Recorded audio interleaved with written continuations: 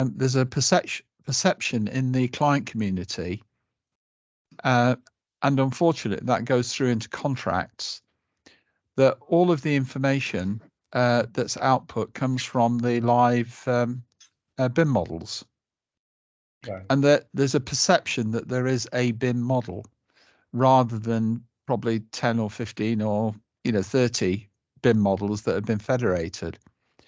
And what I think a lot of people don't realize is that I'm talking about clients, they don't realize that the outputs are a snapshot in time. And therefore, if then subsequently somebody makes a change to the model, then that output is no longer reproducible in the same way, especially if somebody like you that's clever has done stuff with Dynamo, because it might well be that you've connected things together, or you've added information which then somebody subsequently that is then using the models later on in the process wouldn't be able to reproduce.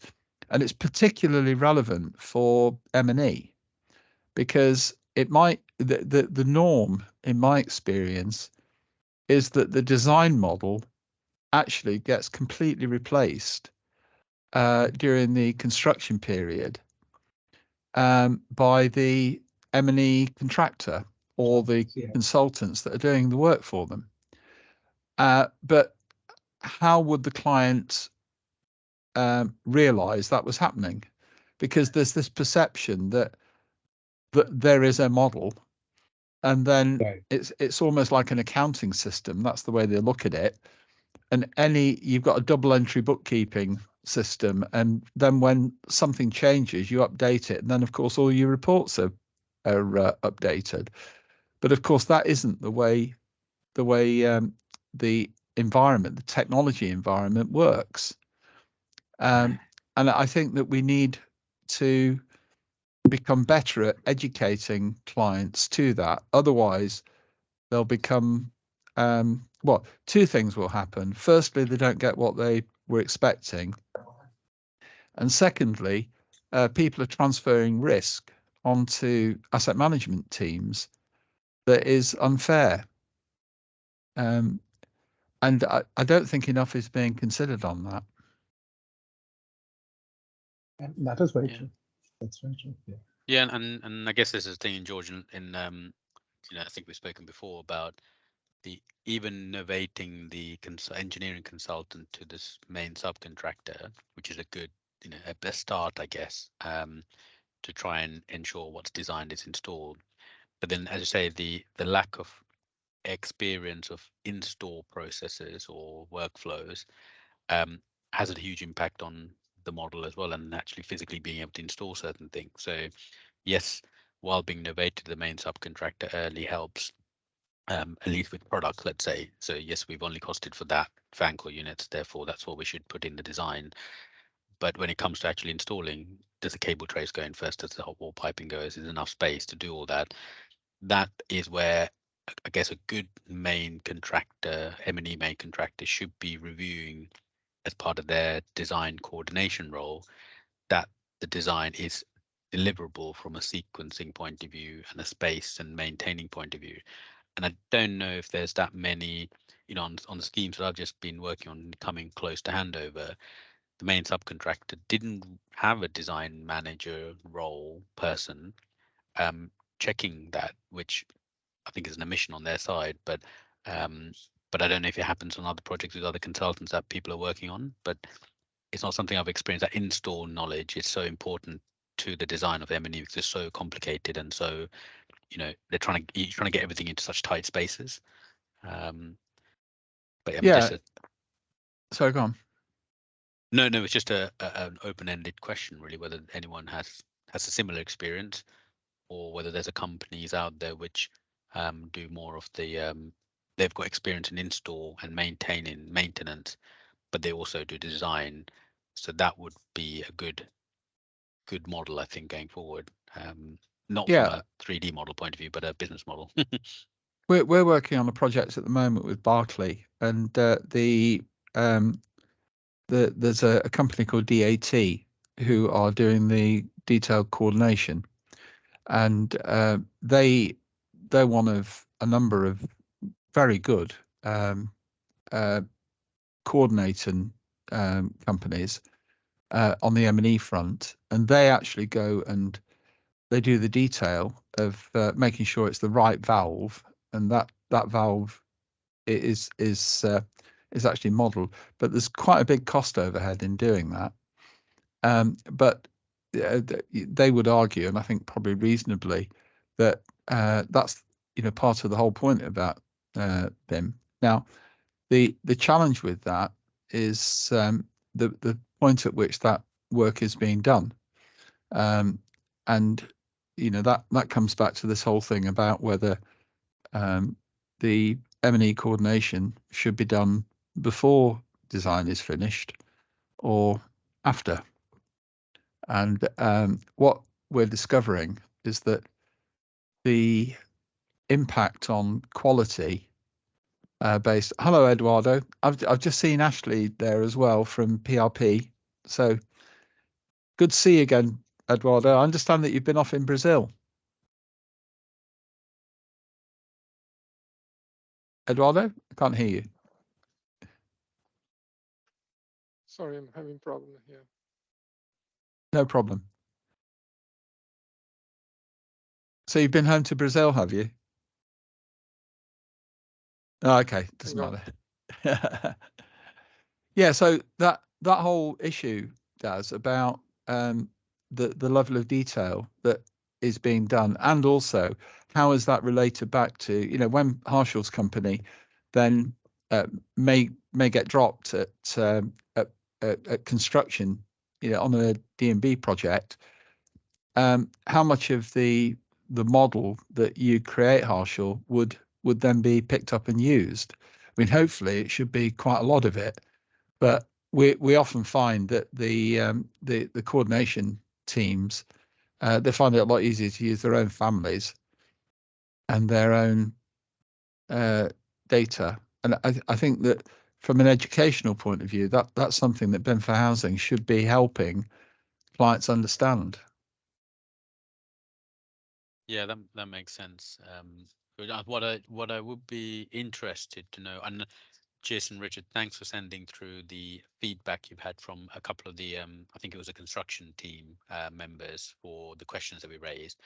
What would be useful, I guess, to answer that question, George, is what would the procurement team or the client teams feed? Because ultimately we're talking about pushing everything forward or pulling everything forward. And do they, in those discussions with that design team or that team, working team, are they accepting of that need? Do they understand it? Can they see that becoming a reality from a procurement program expending costs early? That's the client expending costs early. I don't know if you've got some feedback on that, or can we also then share those three questions that we did to the procurement and the client team, because ultimately they are going to be driving program and cost expenditure. No, you're right. So we had a meeting of the construction group earlier this week, and Balfour Beatty was saying that I mean they're absolutely committed to bring everything on the rebid plan of work, bring it to the left. They said something really interesting in that meeting, right? And they said the rebid plan of work is a core protocol, a core information set, and yet it's never mentioned in any contract. Yeah. In Which their is contracts or no, anybody's just, contract. hmm.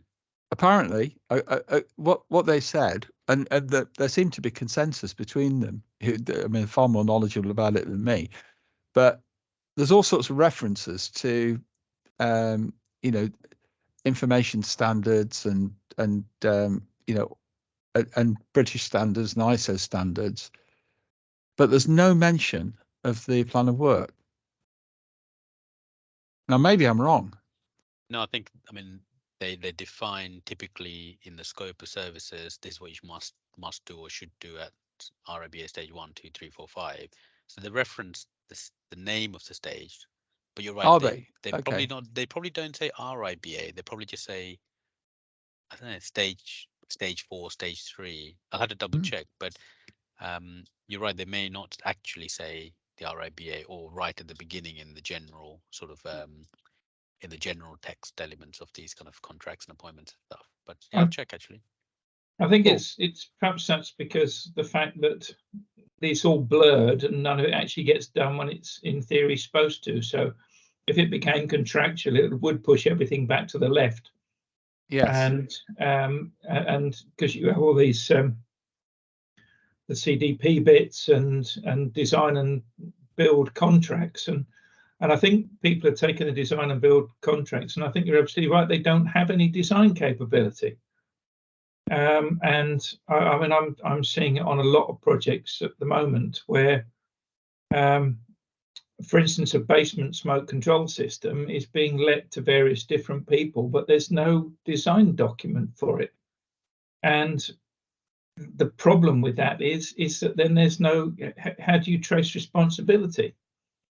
And to be fair, the specifications are thin, the fire strategies are thin, and there is no actual design going on. Somebody just puts a load of ductwork and some fans in, and then that's it. It's done.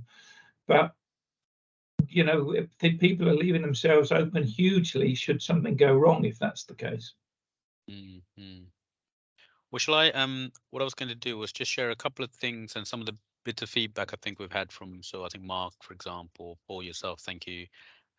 Jen and Alistair. If I just share my screen, there's a couple of also webinars that we've attended recently, which you may have already seen around, but I thought they were quite good. So if I just share my screen, and I'll just take you through a couple of those things. So just on here, I'll share these after the meeting as well, but there was a couple of presentations that I went to given by Bureau Veritas. George, are they involved in any of the working groups? I assume they are somewhere. No, I've not Have you come not? across them. No, I mean, I know Bureau Veritas, but no, I haven't. So that's if you've a Okay. contact, then we'll Yeah, reach out to no. them. Well, Andy Lowe is the gentleman that we worked with for many years actually, because he used to Bureau Veritas used to be HCD, I believe, sort of building control fire. And Andy, we worked with them on the Boyd schemes for like the building safety, building schools future. So that was sort of 10 or so years ago. And he leads these presentations, very clear and very, up to date as, So for example, again, I'll share these, but they did one on fire safety, where are we now? And the documentation looks, the presentation that they gave, which you can see on YouTube, but the slides are, again, available as well. So, and this is Andy. And yeah, like I said, he's a director there and been there for many years. But this is the kind of info or slides that he shares. So very clear, very informative. But they've got a series of them. So fire safety one, there's a YouTube clip, YouTube video, they're about an hour long. The next one is Building Safety Act Transitional Arrangement. So that's on the 20th, that's next Thursday. Again, you can No, it's April. register. Sorry, April. Yeah. Sorry, wrong month. Next month. That's quite a good one. So I'll again send you the link to register for that. These are all free. And then Harshal, what you just mentioned, I saw this come up. Is from Mail Manager, who is a company dealing with them, but information management role in avoiding any and disputes. You might be interested in attending that one. So I'll send all three of these after the meeting. And like I said, they're free. You just got to register, and they'll send you a link to log into them. And George, I'll send you. You'll see Andy's contact, so I can make the introduction there to you, because I think please. he is very nice chap, and we worked with him before as well. So So that, yeah, a bit of an intro on that. Then these are some of the slides that Mark sent. I think he said following the NHBC technical forum, what are believed to be major or notifiable changes. I won't read them out, but I'll share them in the group email. But hopefully, it's starting to be a bit more clear as to what these major and notifiable are. And major, I think, was it still 6 weeks, and notifiable was 10 days, I think, in theory, in order to kind of get that change approved going forward for the higher risk buildings. So can I just understand what that means? So if for example somebody wants to swap out a specified or prescribed smoke damper for an alternative, who are you submitting that to? So that in this one, so there's the two definitions, the major and the notifiable. In the notifiable, it's talking about substituting a like-for-like product where the new product same spec, etc. So they're submitting this to the building safety regulator, a bit like you might submit it an NMA or that's a non-material amendment or a minor material amendment to planners. And there's certain periods of time that theoretically they're meant to respond by. So it's another sort of change control process, but build a building safety regulator in this case. So even to change a substitute of material, a lot of contractors may do that through product technical submittal processes, like that's a BOIG system, or others through, the change control, the digital one that you're building in George Interactive Plan. They would need to submit that. So again, why completing the design to that much higher level prior to construction starting, i.e. post anything change. These major and these notifiable are things that would be applicable during construction, so stage 5. So at the moment, all of this happens in stage 5. I think it's fair to say, design getting changed, design in horizontal dimensions, all of these are things that happen at the moment in stage 5, and I'm pretty sure that statement is fairly true for most people. So that's this is quite interesting because it again goes back to that question, and we can feed this back, I guess, to the procurement and the client teams to say, look, and the contracting team, look, these are maybe the kind of things that are going to get defined as being major and notifiable. So everyone needs to ensure that these things are bottomed out before we start on site. And that's quite a high level of detail. Yeah, I mean, this is putting a lot more meat on the bone, isn't it? It is, and so Mark shared this. Mark Bradfield, he's from BOIG UK. Yeah. He shared this following an NHBC technical forum that he attended. So that's pretty, that's NHBC are not going to be making this stuff up. So just so I test my understanding on this, so for example, look at our favourite smoke dampers and fire dampers. What we're saying is that if there's been a prescriptive definition of the fact that you're going to use a certain actionnaire model, and that needs to be agreed during work stage 4 before work stage 5 starts. That's what we're saying, is it? And yes. then if somebody does some value engineering or they can't get a product during work stage 5, they have to inform the regulator that they're changing from one product to another. Is that right? Exactly, and that either falls into a major category or a notifiable. The major having the longer period of time associated to it, because I guess the idea is that it takes a bit more time to analyze the implications of that change. And how long's that? I can't remember. I think was that correct? It was something like 6. Did I get that right? 6 weeks or 4 weeks? I didn't have it written down previously. No, sure. And the notifiable was something like 10 days. So I think the major was in weeks. Sorry, Paul, you had your hand up there. Yeah, no, I just popped it. I didn't wish to interrupt you. I just it was so I mean basically this really does mean that you can't let a design and build contract to a contractor. Well, you Because can. It's just that it has to be that the designing has to have been completed before starting on site. So it doesn't stop the design and build model, but the procurement of specialists and all the subcontractors, shop drawings, etc., has to be done before starting on site or stage But- 5. So yeah, yes, but what but then effectively, if they then decide to change, they're using themselves as the change control. no, because this has to go to the building safety regulators as a third party, Right. So- like building control, yeah. like planning.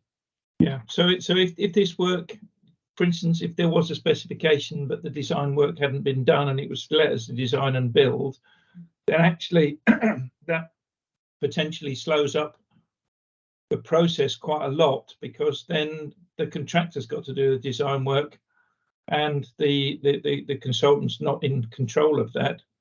And then that all has to go off and be approved before anything else happens.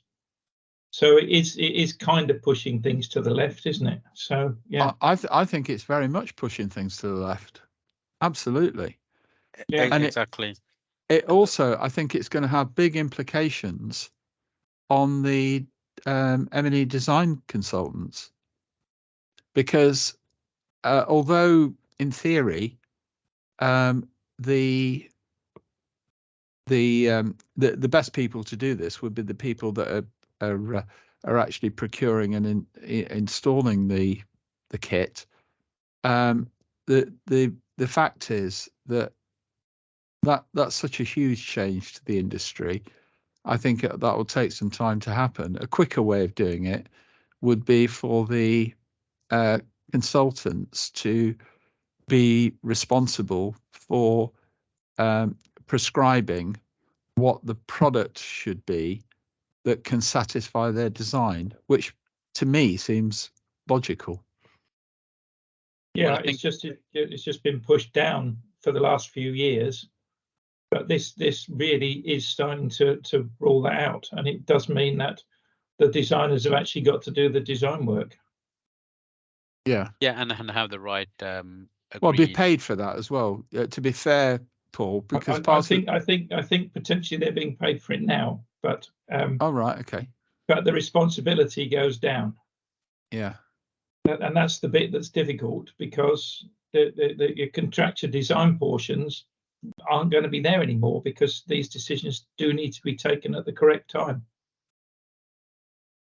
Could we Yeah, open that up? Sorry. I don't know if I was just going to say, does anyone else have any experience Yeah. or have had any feedback on projects which are falling into the higher risk building category? Because we've only got one scheme which is on the border of it being, but it's already on site and has been for a while. So we haven't actually started on a project which falls into the into the higher risk building definition, but maybe others have.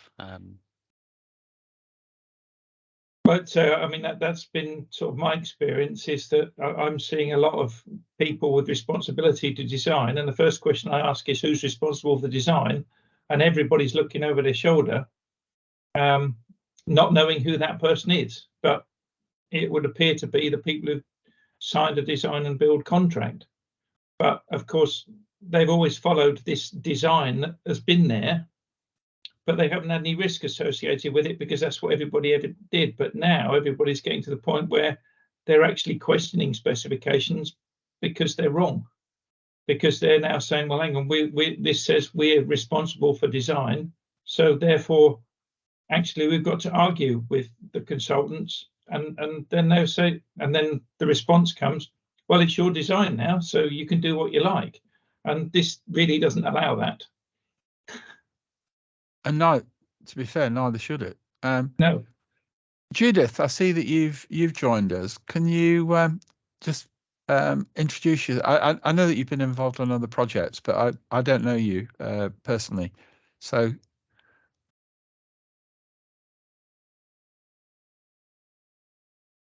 Judith, I was scared her away. On a cab. Like too much on the spot there, George. Yeah, I mean, does anyone have the like I said, I will double check in terms of the periods of time required for a major and notifiable, but I know in a previous discussion we did talk about it, but it's in one of these notes. But I think I'm correct in terms of the notifiable was days, whereas the major was weeks. And like I said, in some projects we are seeing, and we've spoken to, and we're working with sort of people like Boeing or BAM, and as you say, with people like Balfour BT, they are certainly understanding and committed to moving everything up front or further to the left. But we are seeing some clients, like local authorities, trying to engage and employ someone like Link City, who, like say, Bouygues development arm, from stage almost zero. So therefore, you can see if they're employing the developer from stage zero to deliver the whole scheme, then there's a better chance that development team with their financial models, and then it goes to the construction arm with their financial models, can ensure that they are building in for expending the required monies at the right time to lock in with the procurement team actual products, actual designs that are going to be used, all of that before going to site.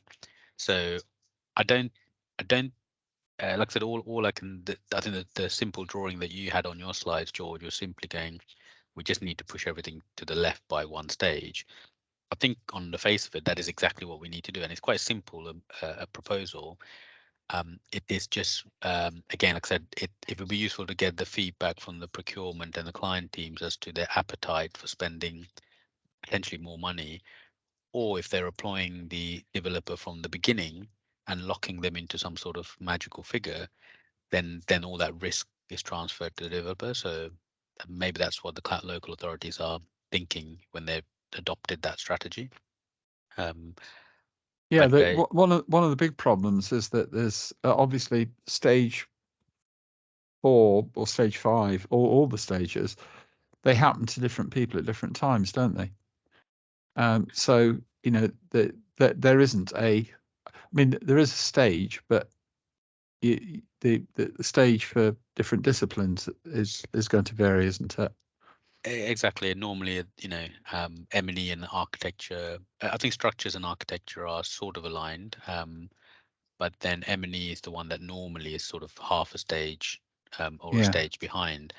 So again, that's where those kind of like master information delivery plans, etc., really help, because actually drawing out the critical path and making sure that they are completing the design.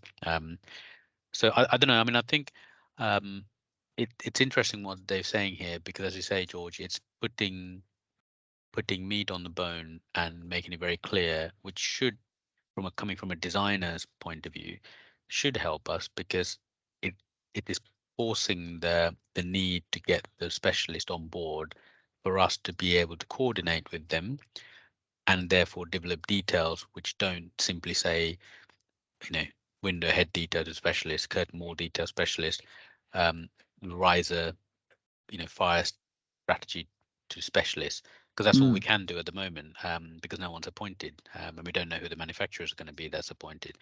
So from a design working group point of view, I think this is really helpful for us. Yeah, Balfour Beatty was saying earlier in the week that they've actually now recruited 3 clerks of work, which is very interesting, I think. Because if they're doing it, then yeah, I guess that's kind of helping them to monitor and record on site. And George, I don't think you've been followed up on that email for the Barnet Homes, for example, in terms of the EWS1 form that I was trying to put you in touch with Mike Beckett from Stack. They are interested, by the way, so I'll just make sure that's followed up. Katie will help follow that up, I think, as well. But so they've got to, in the employer's requirements now from people like Barnet Homes, they're also referring to ensuring that the schemes are following the golden thread principles, photographing things, etc. Even though these homes are only ground plus 2 stories, actually ground plus 3, ground plus 2. they're tiny schemes. I'm dealing with Barnet at the moment, and they seem very switched on, which is great. So it'll be interesting to, again, from them understand, or are they understanding the fact that they may need to expend more money earlier?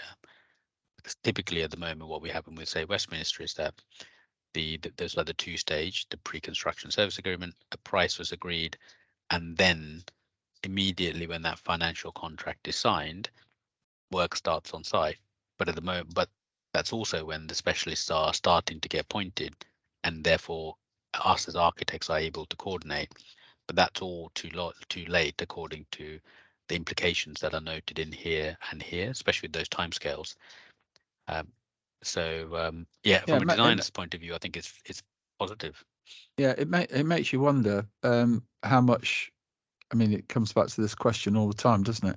How much bandwidth, the resource, the regulator is going to have. So, if the regulator has to approve swapping out smoke dampers or fire dampers, and they've got, even if they've got 6 weeks to do it,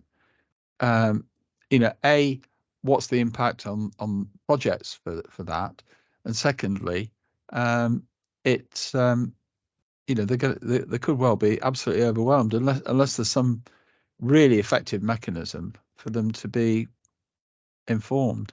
Agreed. I don't know if anyone else got any thoughts on the major and the notifiable, either in practice or just generally. Like I said, I guess we're getting to the stage where projects are falling in certainly into the higher risk category. Don't know if anyone else on the call has got any experience.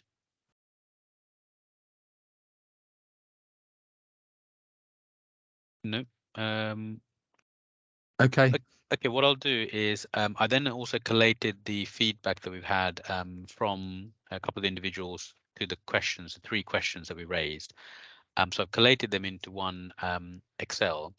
And so what I'll do, George, is if I share this with yourselves, and if you could push this to the other teams, and people can maybe just start to add their comments individually against the horizontal queries or the sub questions. For people that haven't been involved, and there's a couple of people here. Oh, okay. Yeah. Do you want to just explain what the questions are, what we're trying to achieve? Yes, that's a good point. So what we did in previous sessions was try and condense down into just 3 questions, the major topics that we were coming across all the time. So, for example, question number 1 was early engagement consultants, specialists, designers, and contractors are necessary to meet the requirement of the Building Safety Regular Gateway 2. So, and then what we did was we kind of wrote down some additional kind of thoughts on that, and different people are kind of commenting on that statement or that question. So could you make it a bit bigger? Sorry, just slightly. That's great. Thank you. So, for example, the question was early engagement consultants, special designers, and contractors are needed to meet the requirement of Gateway 2, which is what we've just been discussing with that notifiable thing. However, what would a new model look like, and how would conflicts between procurement, risk, cost, competitiveness be resolved? So this is the sort of sub question that I'm interested to find out from the procurement client team, George, about their reaction to this in lieu of also what Mark has shared in terms of what the notifiable and the major are. Now, so we've had a couple of feedback from people, Alistair and Jan. I wasn't 100% sure about this response and this query because she notes that Gateway 2 from my understanding. Oh, it's a hint. Oh, sorry. Yeah. It's Jan. Jan. I was reading that, Jen. Yeah. Gateway 2, from my understanding, is the planning phase of how construction will implement regular. I'm not 100% sure that statement is true or that understanding is true, but that's the whole purpose that we're here. So I've collated the feedback that we've had and I'll share it. But so that was Gateway question number 1. And then question number 2 was between Gateway number 2 and 3, the guidance notes the ability to make major or notifiable changes. What does that look like, etc. Now, I think in this particular question, we're getting a lot of feedback and clarity as shared by Mark. So that's quite good. And they also, so I think that question actually is being answered. What are the, oh, here we go, sorry. What timescale work for? We note 4 weeks for a major and 14 days for a notifiable. That may be changing, but that's still quite a long period of time. If you think 4 weeks, that's a huge delay to a project potentially, and that's only if the response comes exactly within that 4 weeks. Yeah. And then the third question, how are teams ensuring the ambiguity within the? Oops, sorry, just lost that.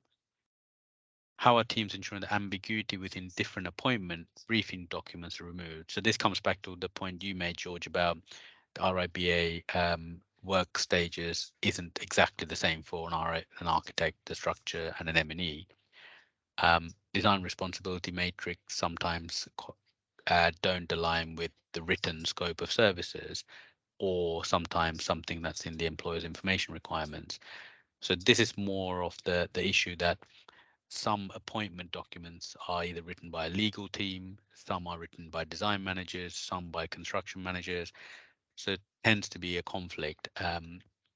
So that is, again, how do we ensure that everyone's aligned? And like I said, the BIM execution plan is a good one for model information. But then I think that master information delivery plan helps eke out gray areas, or making sure that everyone can produce information at the right time. So those were the three main questions. And like I said, we've had feedback from some members of the team, but it will be great to kind of continue to populate that with input from at least, I guess, one member of each of the other working groups. So then we can kind of look at it holistically across the built environment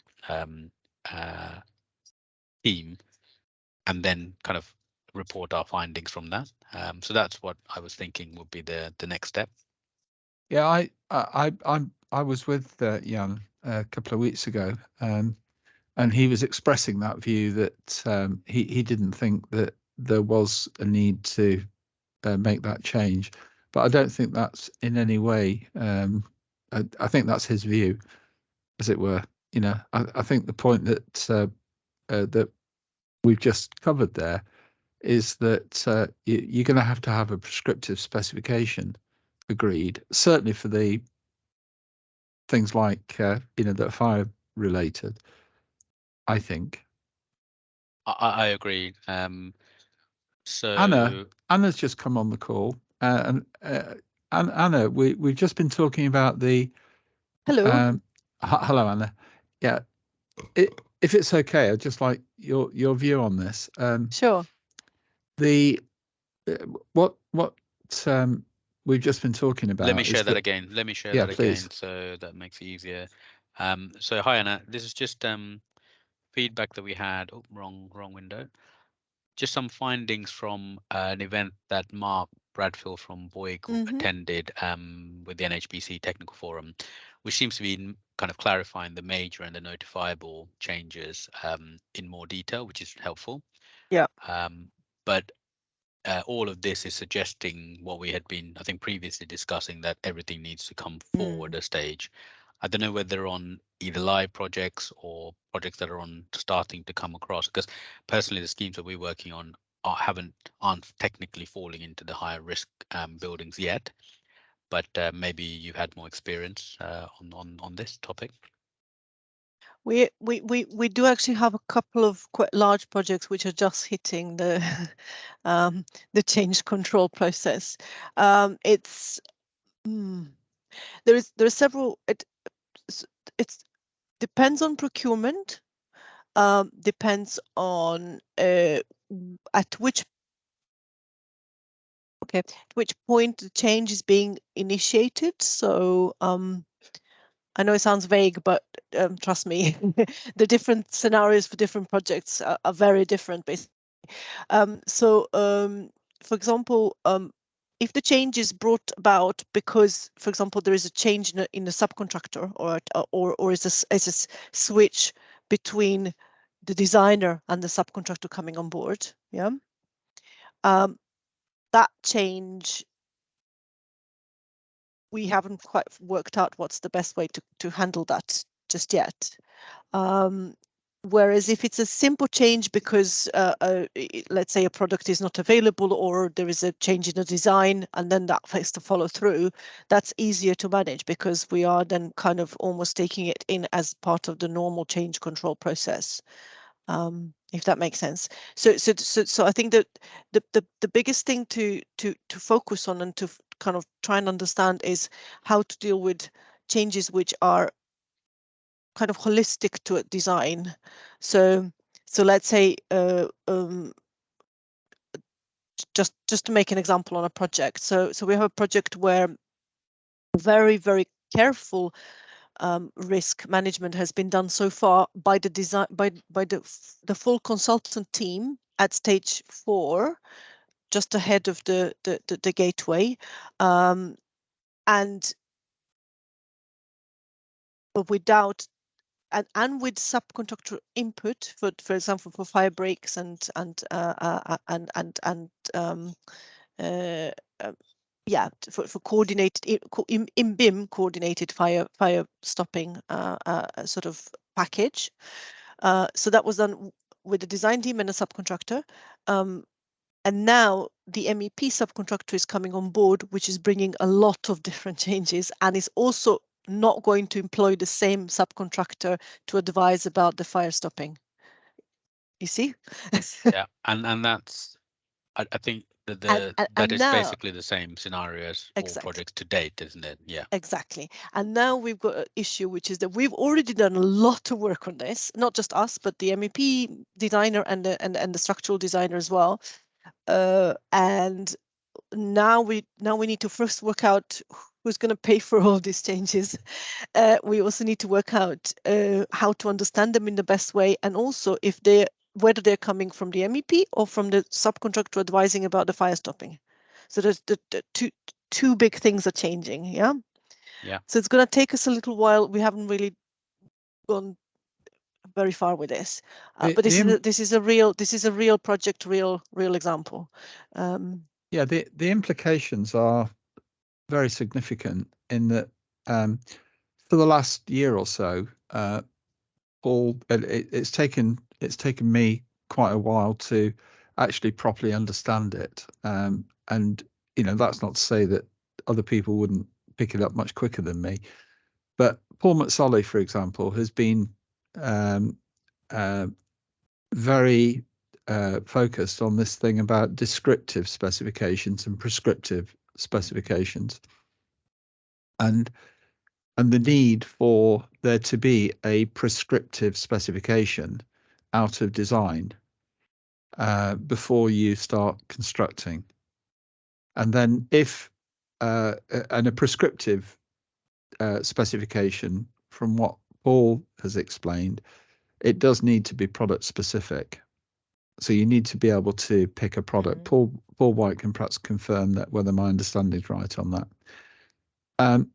So the point is that, therefore, if you're then going to change from one prescribed product to another, at least you've got a really strong baseline to work from, that is actually an equivalent. But if you've just got a specification, a descriptive specification, then you've got nothing to base it on. And that, obviously, the example that you've just given there is a perfect one, where a lot of work's gone into making sure that the compartmentation has been designed properly, including the fire stopping and all the rest of it. And then the M&E contractor comes along, and they're given the authority, it appears, to select different products, which may well, and they probably don't have the competence as M&E contractors to actually understand enough about the compartmentation to make those decisions. They're just looking at it as an isolated product. Now, the thing that's significant about what Daz has just been showing here is that according to that process, that has to be that decision to switch from one type of smoke damper to another has to go through the building safety regulator. So the implications of that are significant, because from a workflow point of view, well, first of all, I wonder who pays for that, the building safety regulator to do that review. That's the first thing. Secondly, they could easily be absolutely inundated with information. Now, that's not a bad thing, because it means that, as you know, the people that are providing that information are going to have to be much clearer than they often are at the moment. I mean, we get involved in projects where, you know, you're trying to hunt around to see where the fire dampers are actually, you know, actually identified on the drawing or in the model, because it's fairly incomplete, as it were. So what's really interesting about that is what happens if they don't come back within the 4 weeks. And yeah, it's anyway. And I just because I have really bad memory. Sorry, which organisation do you work for? Sorry, I work for Scott Browrig. We're predominantly architects, but we also have several other services. So we have a delivery service and a design review unit, which deals with reviewing sort of other design, you know, other people's designs on behalf of the client. So those two units are dealing with quite a lot of current. And on this project, is the contractor already on board, or have they just got on board after stage 4 on tender? the specific project, we've actually so we've joined the project quite late. So we've joined the project at kind of late stage 3+ to do the delivery, and then the contractor is just come on board. Okay, so and it's again quite a typical DMB situation, basically, because that's what happens on DMB projects.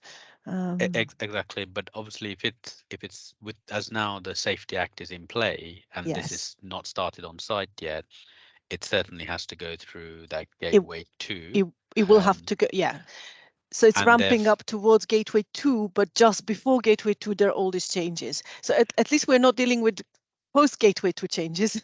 Yeah, well, that's the thing, still because is a big change. my understanding is that this change control, the major and the notifiable, is between things that are changed between 2 and 3, gateway 2 and 3. So theoretically, you're not in that zone yet. So that's good, as far as I understand it. So is good, but the change I'm describing could easily have happened just after gateway 2. Yeah. Exactly. So in a way, we're just lucky that it's here, although it's going to be a major change. Therefore, the money is not clear and all of that. But this change could easily be happening just after the gateway 2, and then we need to also understand like what's notifiable, how is well, so I think the discussion to have, I guess, with the contractor and the client, and thing is say, okay, look, we're before gateway 2, but before gateway 2, we need to iron out all of these things, because beyond that, we're then getting into the formal notifiable periods or change control process.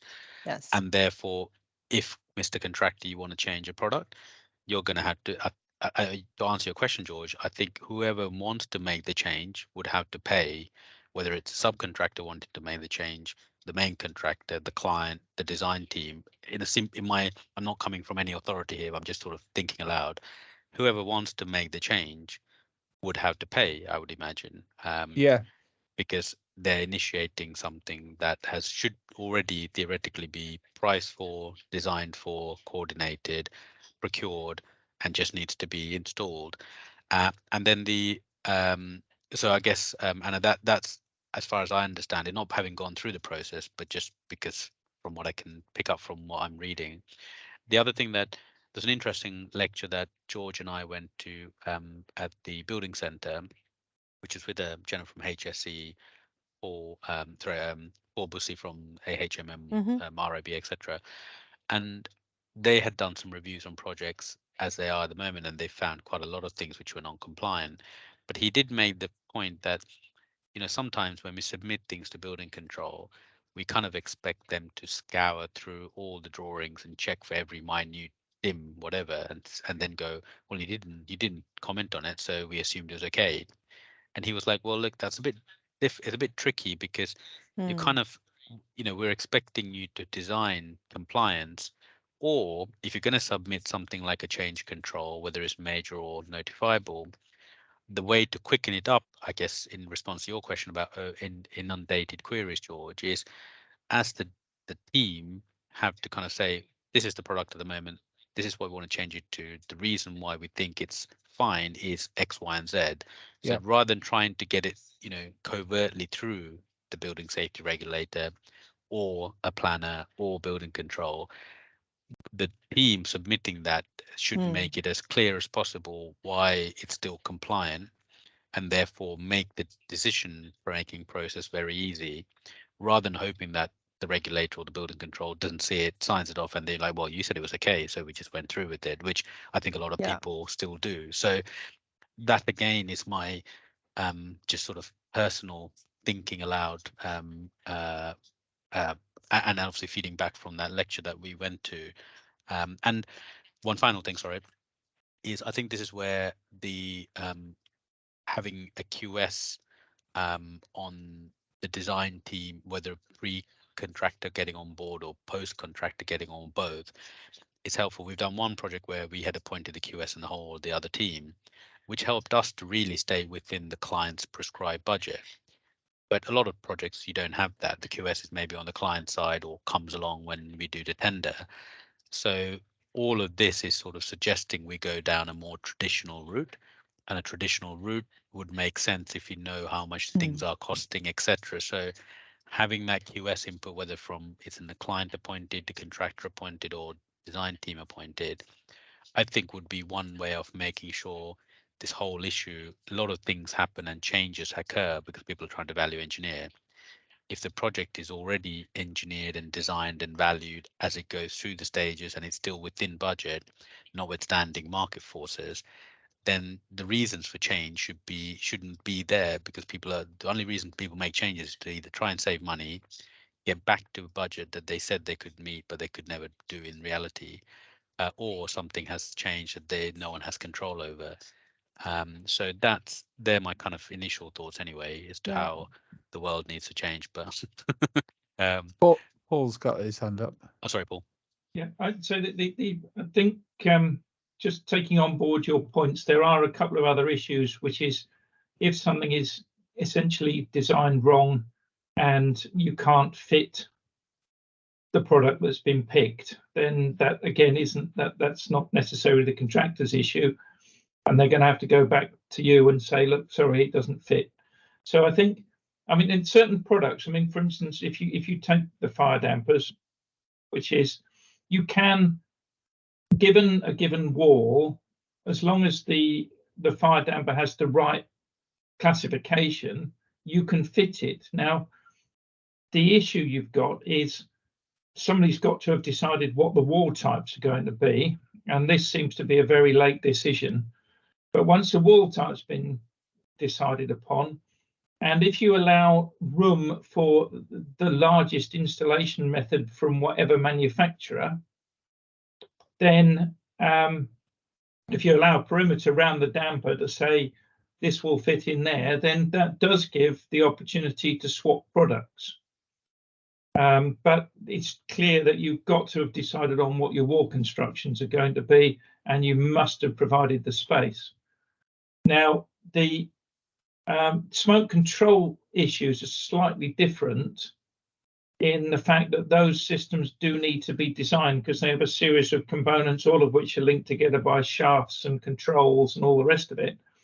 But if, for instance, right at the start, somebody's not looked at it properly and they put an extract shaft in the wrong place, moving it is going to be really difficult and complicated, and therefore the skills with regard to smoke control need to be moved right up into the fundamental design, because you need to be putting your shafts where they need to be. So components, I think, can be dealt with relatively easily as long as when they're put into the model, they have a space associated around them that all the different potential types will fit in that hole. So there's enough space. And people have heard me talk about space before. It's not the final frontier. It's actually where we need to start. So, you know, we as long as there's space available, then you will have the opportunity to swap products. And again, you may have selected a product from one manufacturer that has a bigger hole requirement than another one and needs to be further. So you've got to allow for that so that swapping can go on. The other issue is that people tend to have favorite suppliers. So if you work on all your projects and you stick in action air dampers on all your projects and then you want them all in the same week, you're going to end up with supply issues because there won't be any alternatives available and you'll have to wait until they have production space. So if everybody goes, we all love Action Air and nobody places any specifications on anybody else, you're going to make their lives very difficult, potentially happy in the short term on their returns, but also you're not going to get what you want in a given time period. So that's why you've got to be aware of the other issues. But the key point, I think, is as long as you select the walls correctly and you put the right amount of space in to fit things, then you will have the flexibility. Yeah, that space argument's one of the challenges, isn't it? Because you know, obviously we've got some great architects on the call at the moment, and one of the things I hear time and time again is the determination of all of the spaces being defined. And you just mentioned the risers there, or the shafts rather, the smoke shafts. Presumably that's another space, isn't it? It's another space that takes room out of the building, yes. And yeah, lettable space is the driver, but you've got to be able to fit all this stuff in, and you've got to be able to fit it in properly. And you know, obviously, I think most people know what we do in terms of the asset information side of things. But what's critical from our perspective is that all of the spaces are defined, not just the spaces that are you know, occupied spaces or circulation spaces, because unless all of the spaces are actually defined as a space, then you've got nowhere to locate things.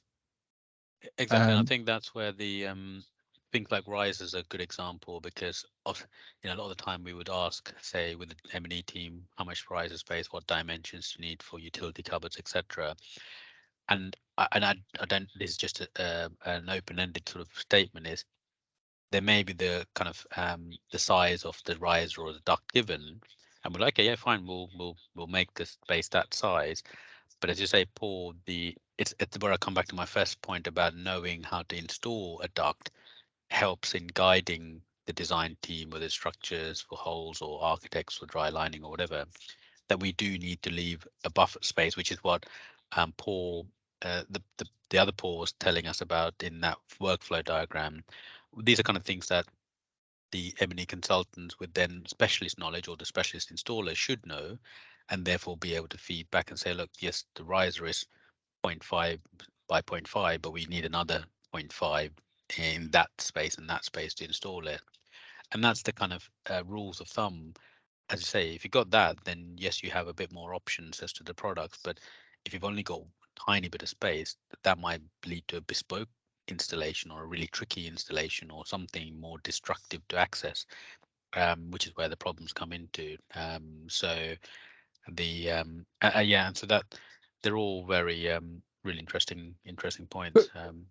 Could I just ask the definition of the wall? That was interesting that Paul said earlier.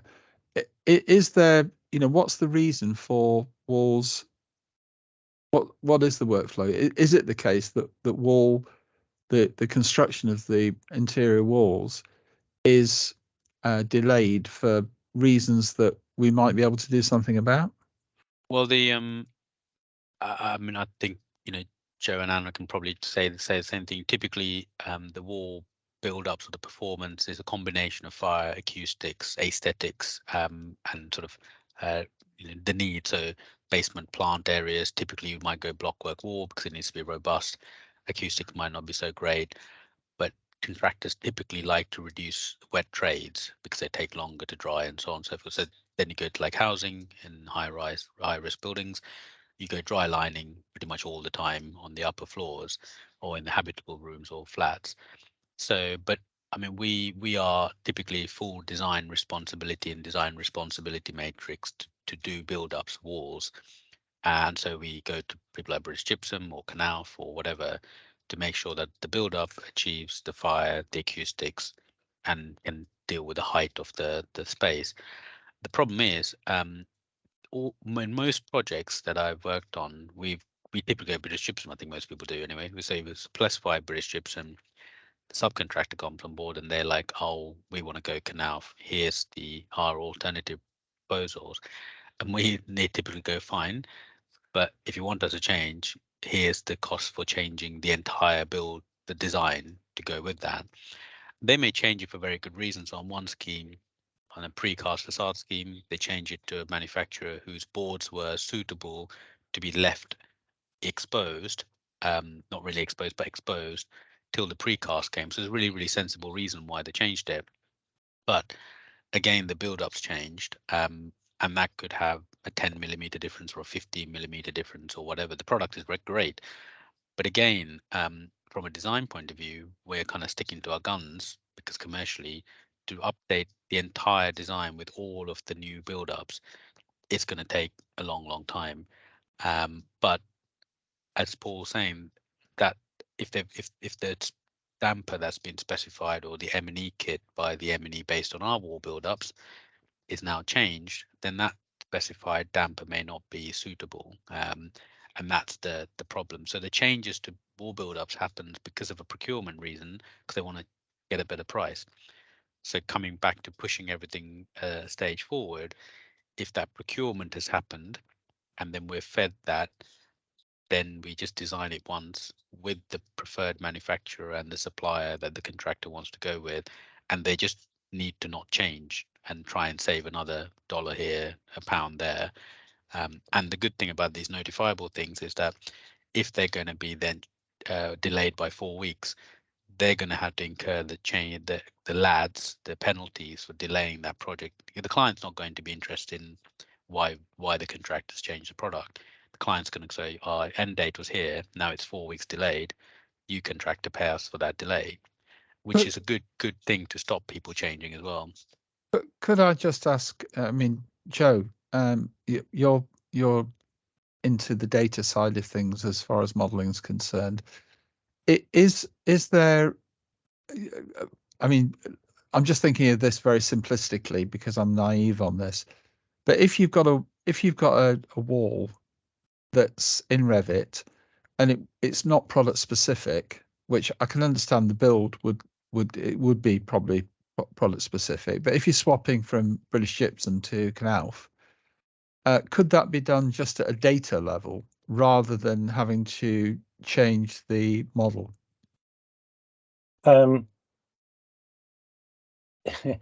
It depends. It's one of those "it depends" answers, Yeah. I suppose. I mean, it really, yeah. The only variable in that case, I mean, obviously the data could point to somewhere else. It doesn't necessarily have to be in the model itself, and I'm a kind of a big advocate of that. In which case, the only variable that you've got would probably be the thickness of the product, the overall thickness of the product that you're working with. But I think that's the issue, is that there's so many variables involved in that decision. You know, and we look at fire, we look at acoustics, we look at the height, we look at the risk of installing. The other side of it as well is sustainability as well. I've kind of thrown that into the chat, that when these decisions, you know, these adjustments to products are made, I've never seen sustainability be part of that conversation. The only conversation is price and program, isn't it? Yeah. So I wish it could, I think, in answer to your question, but in reality, and we've kind of had to go the other way, and I suspect others are going to be doing the same, that we're becoming much more prescriptive about our starting point, our base point of design. So we used to run with kind of conceptual elements, you know, so we had party walls would be, I don't know, 220 thick or whatever they are, and internal partitions would be 100, and we'd run with that as far as we could.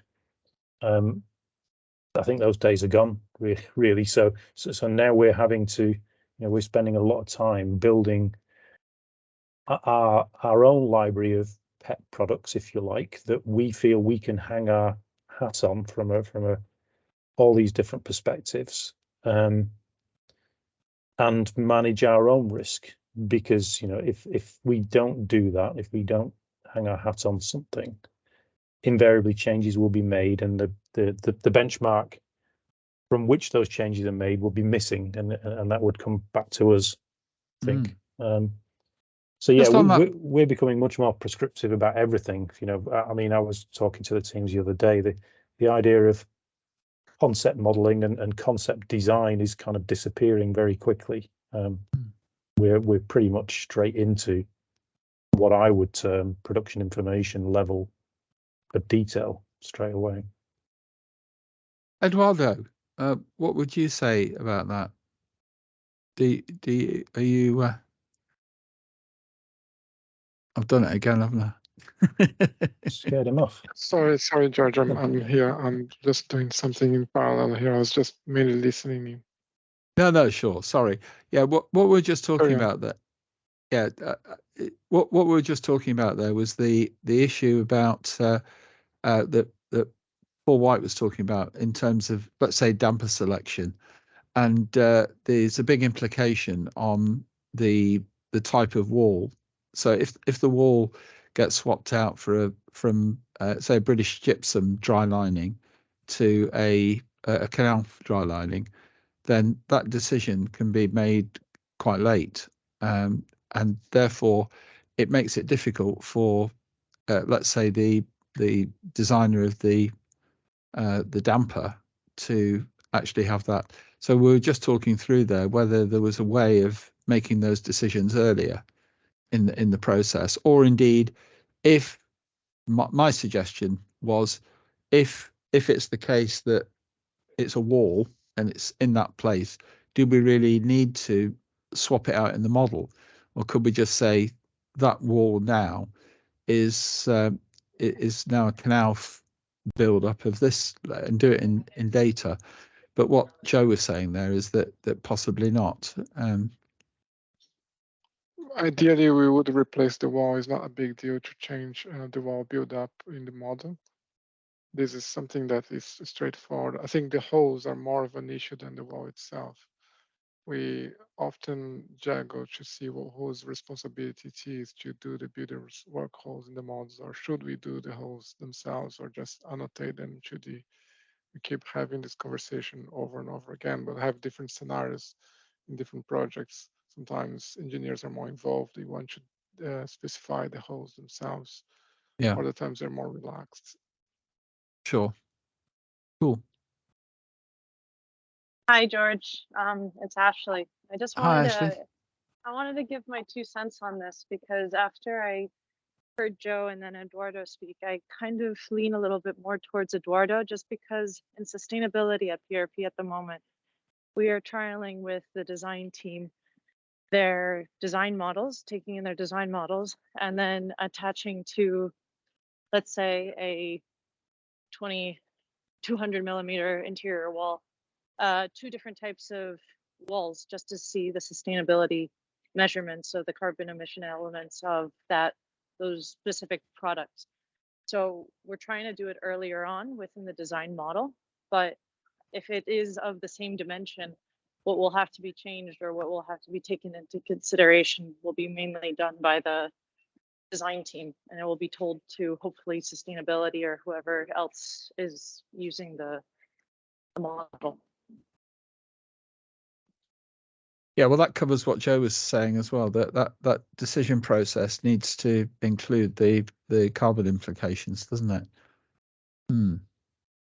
Yeah, that's something that I think we're just trying to figure out what is the easiest way of modeling for it, but it is technically something that should be able to be done, or if you could technically be able to just replace that 200 millimeter wall for another product if it stays of the same dimension. Yeah, just in terms of obviously a lot of these sessions are about knowledge sharing, and last year I got involved in something where we're looking at how we could take data out of Revit into IFC, and then what we could do with it. And we did an exercise with taking a model, putting just a standard Revit wall in. Then when we exported it as IFC, most of the detail was stripped out. Now, the BRE were the person that was doing it really understood IFC quite well, and what he was explaining to me is the settings that you actually set within the exporter can have a very significant impact on what you get out. So it's not just whether the other point is, of course, when you export that, it's you can't take it back in again because often the walls are parametrics, or there's elements that are parametrics, I believe, in Revit. But the key thing was that what actually came out was far more simple than it was in the Revit object, and I thought that was an interesting. I'm just throwing that in as an interesting dimension on this. I guess if the wall didn't come with a buildup, then it would, in Revit, then it would be an ease. So it would be a lot simpler to always export to IFC if that's going to be the end result case. Yeah. But the wall build-up now seems to be an important aspect as far as the asset management is concerned, because you really need to know that. So this is it's no not, true. this This is what I meant though about the sustainability team with taking the wall that could be a view of two products. That's why we would give the design team the carbon emissions of two products, and then they would be able to build the wall up based on the product that they end up choosing. That's all I meant. It's like taking from the very simple early stage Revit model and then inputting two products just to see and compare the products. That's the it depends answer, I suppose, isn't it? Yeah. As to where you are in the project. Yeah. Can I just add on adding products and getting parameters out of, sorry, getting IFC information? Really, it's not necessarily of how you're modeling stuff. It's how you're entering the data into the model. Yeah, and for that, the continuity needs to be provided by some form of information management that is really done on behalf of the client. Can be outsourced to the design team to be done, but really the client needs to understand that they want this information to be managed so that the information continues and is managed. Does that make sense? So you can't just tell the team, give us a good IFC. You have to actually manage the process, because every client will have a slightly different requirements for that process. And this is a cost that is actually quite significant nowadays. So I think the realistic thing that needs to happen is that somebody needs to start understanding how expensive all of this is, because you can do anything and you can do anything well, but somebody has to look after it and manage the process. Yeah, the point that BRE made was that we were just using Revit, but the point is, depending on the selection that you make, the competence and the experience of the person that's actually doing that export, nothing to do with the model, the person that's actually doing the export can get a very different output depending on which buttons they press. Yeah, and that. But a well information managed project will have somebody who will tell each consultant exactly what parameters to log first, then what parameters to issue out, how to set up the export. They will give them the export, file to import, so that so all of this stuff needs to be managed. It's no good just saying the consultant will deliver this, because the information we're getting out of models will need to be calibrated to fit that client's need, and to fit the process. Because if we think that we're going to hand over at stage 3, we need to then tailor towards handing over at stage 3. If we know we're going to continue to stage 4, we then need to sort of make the process work for us until we're handing over in stage 4. I mean, I really think procurement takes such a big kind of element in all of this, and that is something that needs to be slightly more described, so that people understand which roles are required, how briefs are written, how the information is delivered. When they reach stage 4, you can't read only the model. You need to read specification as well. When you're using NGS cars, for example, you may need to refer to the specification to add more information through IFC parameters. I understand IFC has more parameters than the Revit model would have. Yeah. Well, it depends on the model view definition, Eduardo. That's the point. I think a lot of people don't understand that IFC is not vanilla. The depending on what you're going to use the information for, there are different model view definitions that describe things in different ways. And the only one that I come across is 2x3, the coordination view. Yeah. Yeah. That's the usual one. Now there's I think there's 11 or 12 that are published, that Building Smart have got, that have all been put together for different purposes. Yeah. Sorry, George, I was going to say, I'm just a bit conscious of time. And I guess what's been really interesting is like that the feedback about live projects where these, in terms of design, change, procurement, are now becoming clearly real life as opposed to theoretical. So what I will do is I'll type up a couple of notes and share the links and the slides that I shared earlier, and the Excel file. And George, Richard, just if you could share that with the procurement and share with all the teams, obviously. And when you next meet, if I could maybe request that one of the topic items is just to kind of for everyone to maybe, or one person to feed back into that matrix, that'd be really great, because then we can see, okay, the design team are in agreement, the construction team in agreement, but the people who are actually employing and paying the money for them isn't in agreement. I think that's a really good point. And then in terms of the data side, just shows you how complicated, because we've got a couple of team members who are got a little bit of their head around things like data control, versions, IFCs, whatever, but it's it's going beyond the typical architect knowledge base as well, because it's getting technically, digitally quite complicated. Things that I am semi-interested just because of my personality, but not 99% of the architects I don't think are. So there are, and I guess that's where the kind of the role of the BIM managers, the information managers comes in. But we've got two almost things to solve here in terms of design, is trying to make sure that the right people are, as usual, appointed at the right time, blah blah blah, but also then about us needing the kind of competency within the practices to generate the data and manage the data in as lean a way as possible, so it is open to multiple use. So quite two ends of the spectrum, I guess, in terms of problems to solve. But maybe I will leave it there unless anyone's got any final comments to make on anything. Open out to the table.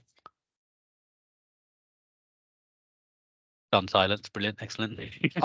I've got just one point to make, and that is that what we're now in a situation is that we've got a physical building that's being delivered, and we've got a digital building, and I think this probably in maybe architectural practices and at senior management, there's possibly not a adequate recognition of the fact that now the digital building, if that's wrong and it's got defects in it in the data, then that's a defect.